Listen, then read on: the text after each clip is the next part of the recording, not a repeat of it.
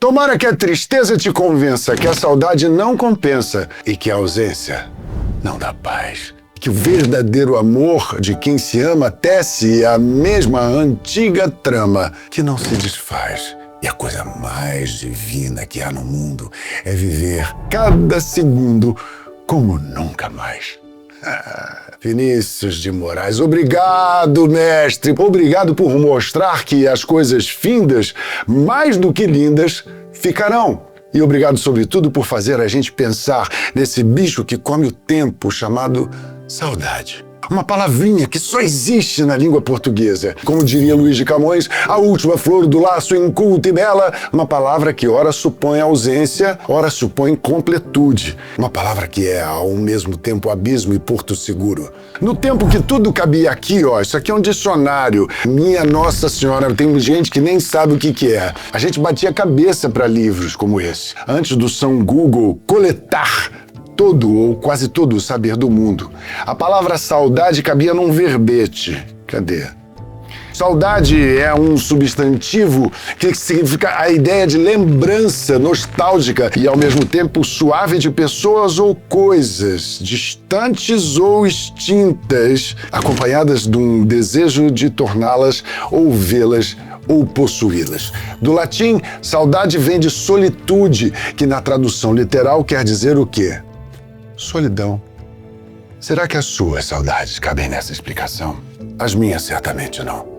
Porque saudades mesmo, eu fico entre uma terça-feira e outra, saudade de ler os comentários que vocês fazem aqui, sério mesmo, gente. Vocês não têm ideia de quanto isso alimenta o nosso coração. E saber que a nossa mensagem está chegando em algum lugar dentro das pessoas e que também está indo longe. Meu Deus, tem gente que manda mensagem dos 4 cantos desse mundo, Japão, Itália, Portugal, dos States, do Canadá, da minha querida Austrália. Ai, meu Deus, que saudade. Vai aqui um abraço especial para vocês que estão longe e que sabem muito bem o sentido profundo dessa palavra. E se você não está inscrito no canal, que eu acho absurdo, lasca o dedo aí e vambora curtir essa saudade comigo, tá certo? Roda a vinheta!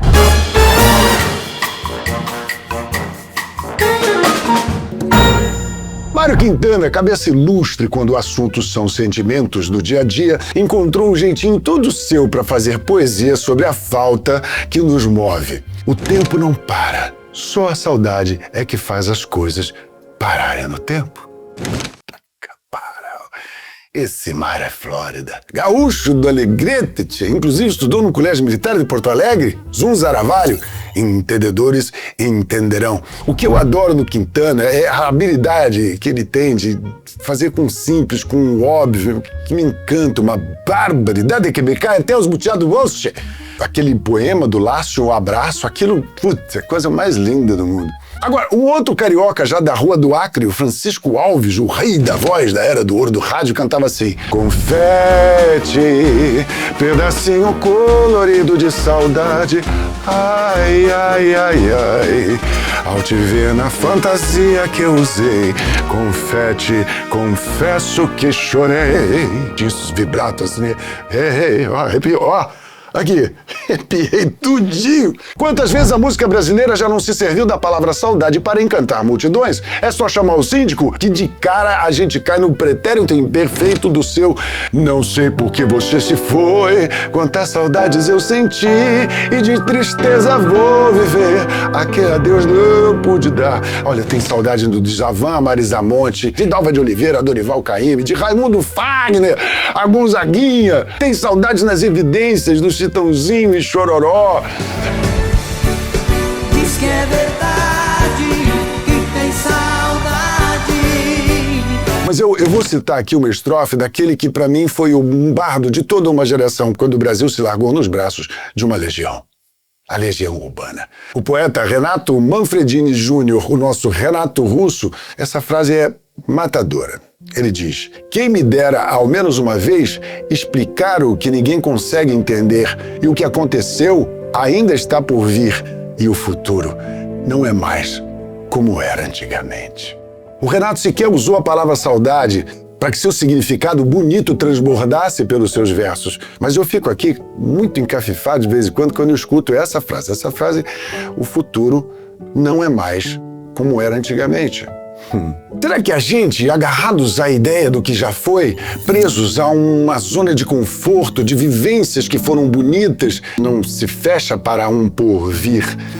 Até que ponto viver o ontem como se ele fosse hoje não prejudica a construção gradual do amanhã? Tem um livro que mudou a história da literatura da América Latina, chamado 100 Anos de Solidão, do Gabriel Garcia Marques, em que esse mestre colombiano escreve o seguinte: há coisas que nunca dizemos. O silêncio, às vezes, fala mais do que as palavras. Em algum lugar entre o que sentimos e o que deixamos de dizer, nasce uma saudade que nunca será resolvida. Nunca diremos tudo o que deveríamos ter dito. Nunca amaremos o suficiente e o arrependimento vai nos seguir como uma sombra, lembrando-nos do que poderia ter sido se tivéssemos tido coragem. É forte isso, né? Quando viver o passado, ou talvez viver no passado, é a opção de uma escolha consciente. Será que, como nos questiona o Gabo, falta coragem para peitar o presente do jeitinho que ele é e deixar o passado para trás? Será que esse medo de viver nos leva a ficar ligados a tudo que passou? Olha, eu tenho lindas memórias do que eu já vivi, afinal, eu já passei da metade do caminho, né? Todos nós temos nossas lembranças, na verdade, aquelas que de alguma forma conseguiram se agarrar a um neurônio combalido num mar de memórias. Foda de ficar velho é isso, é saber que quanto mais você aprende, você começa a esquecer. Quando não se tem mais para quem ligar, para lembrar das pérolas da vida que Deus nos deu. Eu queria saber se esse papo está provocando em você agora alguma coisa. Escreve aqui para mim alguma lembrança que você gostaria de compartilhar, que ficou marcada no seu córtex cerebral. Porque eu sempre que posso, eu leio todos os comentários. As pessoas que mandam mensagem sabem disso, né? E enche a minha alma de alegria.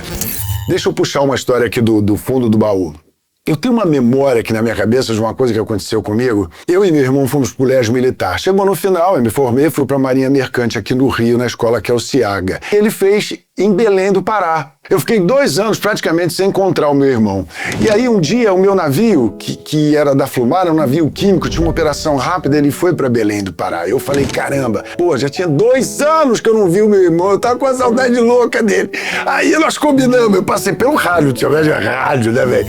Aí eu falei, consegui conversar, mandei a mensagem, falei, espera na escola que eu vou te encontrar aí. Beleza, beleza. Fui pra lá, quando eu chego lá, cadê o Regis? Você acha que ele esperou? Aí ele foi pro navio. Eu digo, filha da mãe, a gente combinou, desgraçado, o tempo curto. Eu entrei no ônibus, voltei quando eu tava passando o ponto de ônibus. Tá ele, paradinho, fardado. Rapaz, eu desci do ônibus, aí dei-lhe um esporro, fui brigando com ele. Caralho, velho, eu não falei pra você ficar na escola, pô! Ah, lembra, Gabriel, que saudade, viu? Que marechê de sapação, xingando, brigando e chorando ao mesmo tempo. Eu levei ele pra jantar a bordo, como o navio tinha uma operação muito rápida. Um navio preso pelos queixos, tinha um cabo na proa, um cabo na popa e uma tabuinha assim pra atravessar pra ele ir embora, pra saber quanto tempo eu ia ter pra poder encontrar ele de novo na minha vida. Pode ir, Freitas Júnior? Eu digo, pode. Ele saiu do navio, soltou os cabos, a gente desceu de popa por causa da maré. Corri lá pro Tijupá, que é aquela parte maior, mais alta do navio, e levantei o braço assim, tá ligado? E ele lá no cais, os dois com a mão pra cima. Eu me emociono quando me lembro desse irmão, porque ele já foi pro andar de cima, já tem uns 12 anos. E o que a gente mais quer quando a gente perde alguém muito querido é que a dor, com o tempo, se transforme em apenas o quê? Saudade. Olha a palavra aí. E que, ao mesmo tempo, de alguma forma, ela precisa ser um combustível para o que você vai viver hoje. Porque, como eu sempre digo, não dá para dirigir carro olhando pelo retrovisor. A gente é um pedacinho do dia a dia que a gente leva com a certeza de que a vida só gosta de quem gosta dela.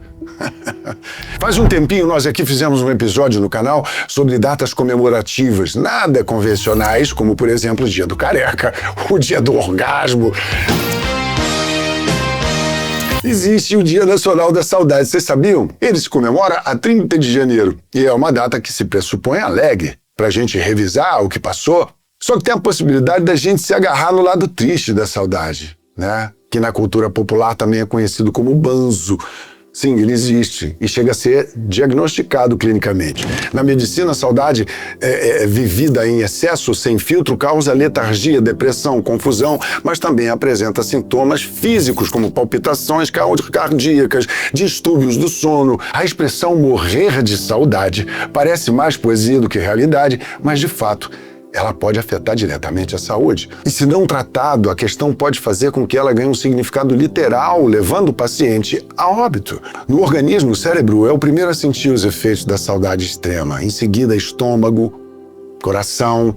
Depois todo o corpo reage a esse sentimento, o sistema imunológico fica comprometido lá no pé e assim propicia, inclusive, o aparecimento de tumores. Eu vejo isso como uma manifestação da célula.